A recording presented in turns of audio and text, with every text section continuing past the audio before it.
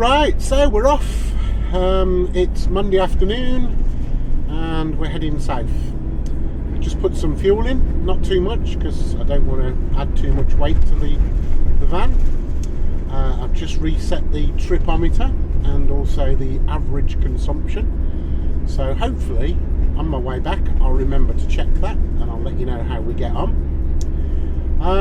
But yeah, we've just got a short journey. I've cut this leg a little bit shorter than I planned, only because I don't need to be struggling tonight to get down very far. So the journey is 100 miles, just down to Oxford, and then roughly, plus or minus a bit, about the same tomorrow. But we can set off early and then we'll get down there in time. I've got some business meetings I need to do during the day tomorrow. So if we can get down towards the port in good time, then we can set up camp, I can do my business stuff, and then we can have a chilled out night. Not sure where we're going to stay tomorrow night. Tonight we're staying in a pub stopover, which I'll let you have a look at when we get there. So looking forward to some nice food, and Ted's looking forward to having some pork scratchings because he loves pork scratchings. So yeah, so we've got 100 miles, which is apparently going to take around about 1 hour 45 minutes. Just put fuel in, so I put in 45 pounds, which was plus or minus a bit, about 30 litres. So I'm hoping, I don't know exactly because the range isn't showing up on the dash at the moment because I haven't used the van very much over the last month or so. So the range, the MPG is quite low. But I'm hoping that that fuel that I've put in, 30 litres, I'm hoping will get me around about 270 miles. So that will actually see me into France. I'm not sure how much to expect the fuel to be in France. Don't know. If you know, let me know in the comments. So yeah, the plan is to sail on Wednesday morning at about 11 o'clock and should get there mid-afternoon, and then relatively quickly find somewhere to stop over for the night. It's quite windy out there. Hope it's not going to be windy on Wednesday. God, that'll be horrific. I bought Ted some like aromatherapy calming fluid that I tried it in the vets and it seemed to work. He went from very, very stressed to only mildly stressed. So maybe it was me that was just thinking that it was working. I don't know. But as it goes, I've got to leave Ted in the van on the ship and I can't stay with him. So I bought two things. I bought some stuff, which I think I've got here. Here we go, I'll show you. So this stuff, pet remedy, okay. As I say, it seemed to work in the vets. And then I've also bought him an air freshener, which again, they reckon might work. So hopefully these two things combined won't be explosive. They will calm him down. So there you go. God, it is windy out there. So this is kind of like the first video of the road trip. So I'm kind of using this as a sound check to see whether I need to use an external microphone. Obviously it's very windy outside, so there is quite a lot of noise. But touch wood, it'll all be okay. And I won't need to use an external microphone because that just adds to the hard work that I need to do in the video editing. The whole idea of this isn't to spend every night editing videos. I won't be doing videos every day. I might some weeks only do one. All depends what there is to show you. I'm not one of these people. I've got another YouTube channel which you probably know, which has got, I don't know, 6,000 or 7,000 subscribers. This is a new channel. But I'm not of these YouTubers that creates content just for the sake of creating content. I'll only create it when I actually think there's something worth telling you. But I've got plenty to show you.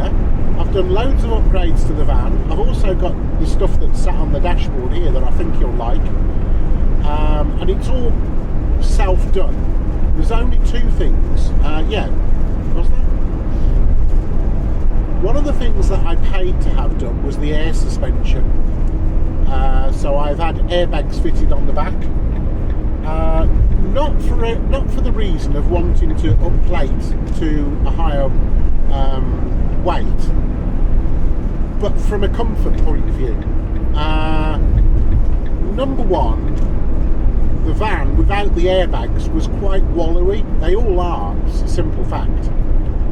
But number two, whenever you jump into the van or out the van, then the van always used to move around, and that was a little bit annoying. But I can honestly say, having the airbags is brilliant. I'll show you more on that actually during the road trip. What was the other thing that I had done? I'm sure there was something. Oh, I had the tow bar fitted as well. So I had that professionally done. But everything else, the lithium, the audio system, the solar, everything else is DIY. So if I can do it, you can do it. So yeah, hopefully as we go through the 2 months, I'll get plenty of time to show you these things as we go along. And then if you're considering doing these things, it will be a demonstration that it's not hard. The scariest thing is drilling. If you've never drilled a hole in your van, that is quite nerve-wracking. But once you've done it once, yeah, you won't stop. You'll love drilling holes in it, especially in the roof. That's great fun. So there you go. Anyway, I'm going to get on with the journey. I'm hoping that the audio's turned out okay. If it hasn't, I've just spent 10 minutes talking to myself. So I'll pick this video back up when we get to the pub stopover, and then you can see where we're staying. Tomorrow. As you can see, he's very excited.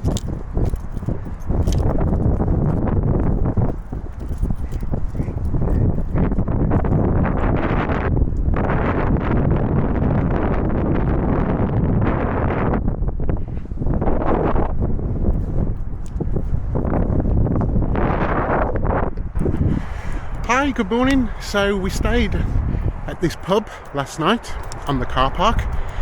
It's called the Old Red Lion, at a place called Texworth, which is just outside Oxford, just off the M40. And yeah, it was very nice, very quiet, very flat.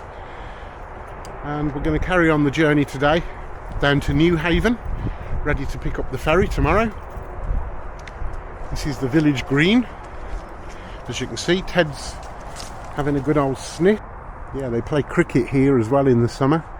It's lovely. There's the pub in the background. Just a little village. It's quite an unusual pub actually. Had some food there last night, homemade curry, as you can imagine. And yeah, it was very nice. It wasn't expensive. So this is the pub where I stayed last night and had a lovely meal, and it's really quirky because it's a bit of a mix of various things. So you've got a lovely log burner there which was on last night. That's where I sat and had a lovely curry. But it's a pub, but it's also a shop, and they've got a complete convenience store in here because it's only a little village.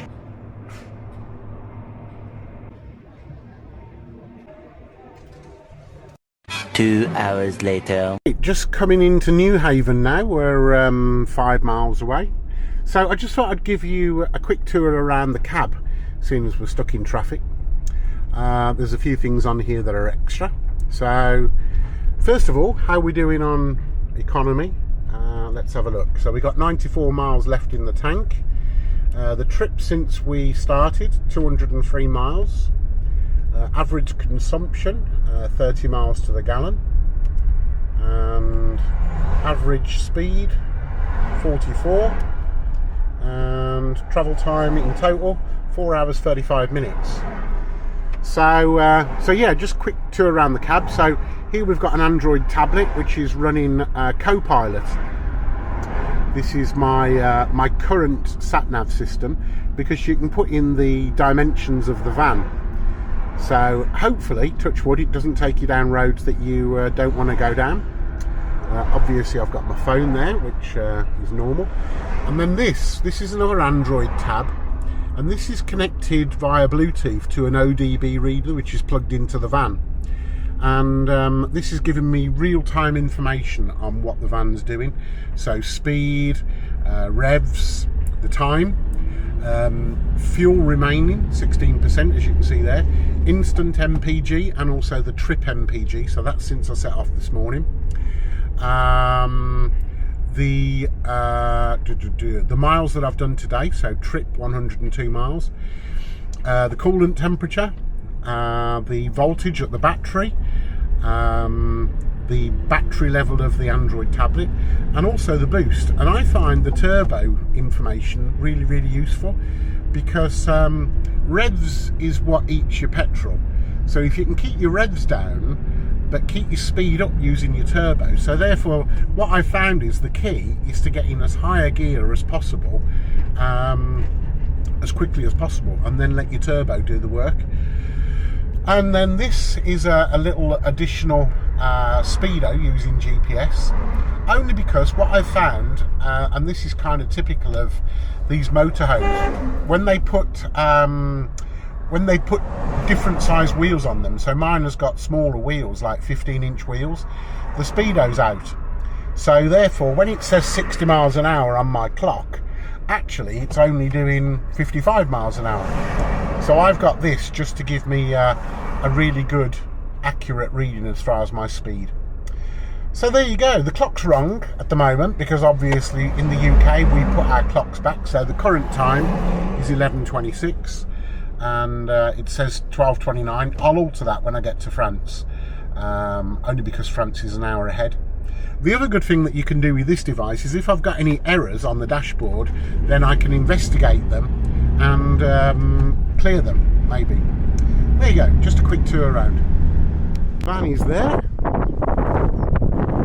and then this is the pub that we're staying at tonight, and all they ask for is that you spend a little bit of money with them, so we don't need to eat if we don't want to.